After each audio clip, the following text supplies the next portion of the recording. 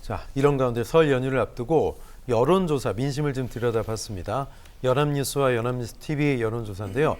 일단 총선 지지 후보 정당 조사에서 국민의힘 33, 민주당 35 오차 범위입니다. 개혁신당 4, 녹색정의당 2, 개혁미래당 1. 삼지대가 생각보다 지지율이 지금으로서는 투표 의향이 좀 낮습니다. 총선의 성격 어떻게 보고 계시냐? 정권 심판론이 38 가장 높고요. 38 운동권, 86 운동권 청산 30%입니다. 그리고 거대 양당 심판론 16, 모름 무응답이 16입니다. 자, 내일이 총선이라면 어느 당의 투표 33대 35, 엎치락뒤치락 이 기조가 계속 이어지고 있는데요. 이정훈 평론가님 어떻게 보십니까? 네, 그러니까 양당이 지금 핵심 지지층들은 똘똘 뭉쳐 있는 거잖아요. 네. 그 상태로부터 기본적으로 크게 벗어나지 않고 있다. 그러니까 이제 중요한 것은 중도층인데 중도층 내에서는 역시 그 정권 심판론 쪽에 조금 더 무게가 더 가 있다. 예. 그리고 이번에 보니까 질문 내용 중에 이제 거대 양당 심판론이 이제 새롭게 포함이 됐는데 이것도 의외로 높게 나온다. 그러면 제가 보건대는 정권 심판론이 38 나오고 있는데 그 중에서 한 3, 4% 그리고 이 거대 양당 심판론 16%. 대략 한 더하면 20% 정도 되는데 이분들이 결국 중도층이다라고 저는 생각을 하고 이분들이 최종적으로 어디를 선택하느냐에 따라서 결국 갈 수밖에 없다. 그리고 조금 전에 정당 지지율도 보면 33, 35 이렇게 나오잖아요. 여전히 그 핵심 지지층 그 박스권으로부터 못 벗어나고 있는 겁니다. 그래서 여전히 중도층은 좀 관망을 하고 있다. 하지만 전체적인 그 전반적인 기류는 역시 정권 심판론 내지 양당 심판론 쪽에 좀 무게가 가 있다. 중도층 의견은 그렇다. 이렇게 좀 생각을 합니다. 네, 정권 심판론 예상대로 높았고 생각보다 말씀하신 것처럼 거대 양당 심판, 86 운동권 청산 이것도 상당히 높게 나타났습니다. 아울러 국민의힘은 야당의 준연동형 비례, 통합 비례 정당 결정에 대해서 상당히 공세를 강화하고 있는데요. 자, 이런 최근의 분위기, 여론조사에 또 설 민심에 어떤 영향을 줄 거라고 보십니까? 그러니까 저는 지금 현재 이 민주당이 추진하고 있는 연합 비례 정당 같은 경우에는 특별히 여론조사에 큰 영향을 미칠 가능성은 낮다고 봐요. 다만 이런 건 있습니다. 그 프레임 자체가 지금 프레임 전쟁이 될 수밖에 없는데요. 총선 과정에서 민주당 입장에서는 정권 심판론을 띄워야 되는 상황이에요. 그러기 위해서 저는 비례연합정당이 그걸 좀 더 선명하게 보일 가능성이 있다고 생각합니다. 어쨌든 민주당이 물론 함께 하긴 합니다만 민주당만 하는 게 아니라 다른 여러 재야 또는 다른 소수 정당들이 함께 모여서 반윤 전선을 함께 형성한다는 프레임을 만들려고 할 거예요. 그걸 통해서 윤석열 정부 심판이라고 하는 부분들을 부각시키면 또는 총선에서 몇 석 이상이 되면 우리가 이런 걸 하겠다라고 공약을 냈을 때 거기에 대해서 사람들이 몰릴 가능성은 저는 있다고 봐요. 그러니까 무슨 말이냐면 여야가 다 싫은데 민주당이나 국민의힘 다 싫은데 윤석열 정부에 대해서 조금 심판을 해야 되겠다고 생각하는 분들 입장에서는 비례 정당의 소위 이제 비례 연합 정당이라고 하는 정당이 그런 일을 할 수 있다고 하는 생각이 들면 강하격을 어필하면 민주당은 또 그렇게 하기가 상당히 어려운 부분이 있어요. 왜냐하면 거대 정당이기 때문에 너무 과격한 발언을 하거나 과격한 표현을 하기는 한계가 있는데 비례 연합 정당은 거기에 대해 좀 자유롭잖아요. 민주당이 참여를 하고 있지만. 그렇기 때문에 그런 부분들을 강하게 얘기하면 정권 심판을 강하게 불 수 있으니까 비례 정당에는 거기에 투표할 가능성도 있기 때문에 그런 점에서는 변화를 추동할 수 있는 일부분의 어떤 변화의 촉매제 역할 이런 부분들을 할 가능성이 있다고 보여집니다. 네, 한동훈 위원장과 이재명 대표에 대한 평가도 설 연휴 밥상머리 민심에 오르게 될 텐데요. 두 사람의 직무수행 평가가 나왔습니다. 일단 한동훈 위원장 긍정 45, 부정이 42입니다. 그리고 이재명 대표는 긍정이 36, 부정이 53으로 더 높습니다. 자, 잘하고 있다 한동훈 위원장 비교적 높게 보는 분들이 많고 이재명 대표는 부정 평가가 좀 높습니다.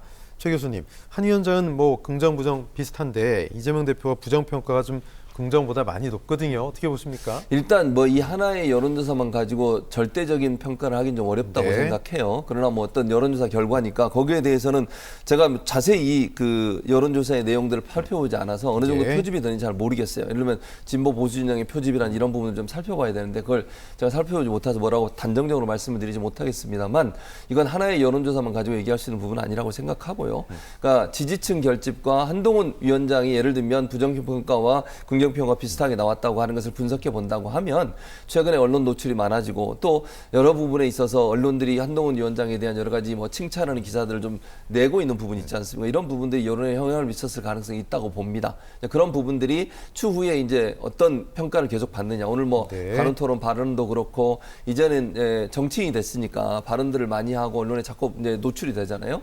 그런 과정에서 어떤 평가가 될지는 조금 시간을 두고 지켜봐야 된다. 그러니까 지금의 시점에서 봐서 이 여론조사 하나만 가지고 분석을 해보면 언론 노출도가 높아지고 그리고 언론에서 한동훈 비대위원장의 여러 가지 뭐 외모 칭찬이라든지 이런 것들이 있다 보니까 그것이 영향을 미쳤을 가능성이 있지 않나 그렇게 저는 생각을 합니다. 이종훈 평론가님, 최근에 한동훈 위원장 경동시장 갔는데 별다방에서 서민들은 여기 못 온다 그래서 또 좀 시끄러웠잖아요.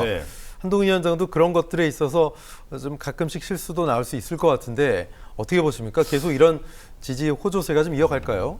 실수가 자주 나올 것 같고요. 앞으로도.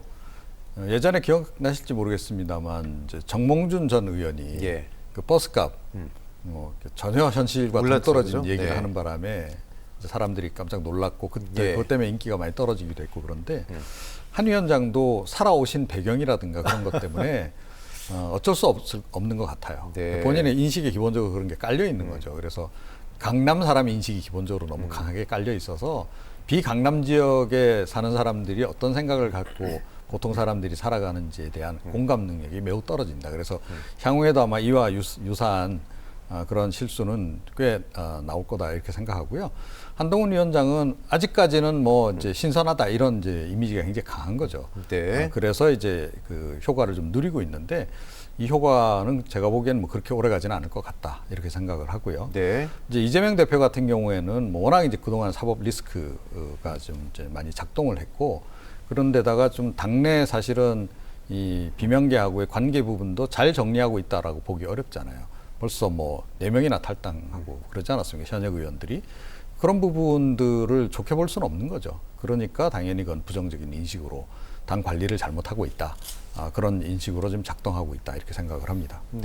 최진무 교수는 어떻게 보십니까? 설 연휴 이제 앞두고 민심 잡기 위해서 바짝 좀 각 당들이 전략을 짜야 될 텐데 어떤 게 유효한 전략일까요? 일단 뭐 아까도 말씀드렸지만 프레임은 명확해요. 이재명 대표 입장에서는 검찰 독재 정권이라고 하는 프레임을 강하게 작동시킬 가능성이 있고요. 그다음에 정권 심판을 해야 된다. 왜냐하면 현 정부가 추진하는 여러 정책들에 대해서 사실은 국민들이 실망감이 높잖아요. 물가도 높고 경제 생활도 힘들고 살기도 힘들고 팍팍한 특히 설날 맞아가지고 설 연휴에 지금 뭐 즐거운 시간을 보내야 되는데 경제나 여러 가지 물가 이런 분들 때문에 고민이 많잖아. 이런 부분들을 부각시킬 거라고 저는 생각해요.